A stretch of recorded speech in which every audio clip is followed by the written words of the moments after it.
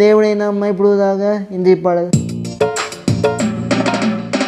நன்மையும் பாக்கியமும் உன் வாழ்வில் நீ காண்பாய், செல்வமும் ஆஸ்தியும் தேடி வரும் தினமும்.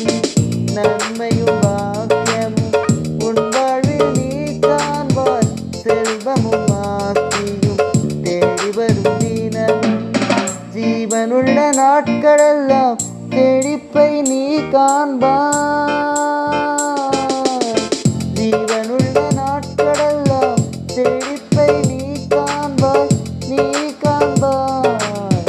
ஆபிரகாமின் தேவன், ஈசாக்கின் தேவன், யாக்கோபின் தேவன் உன்னை ஆசீர்வதிப்பார்.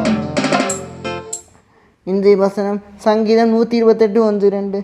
கர்த்தருக்கு பயந்து அவர் வழியில் நடக்கிறவனோ அவன் பாக்கியவான்.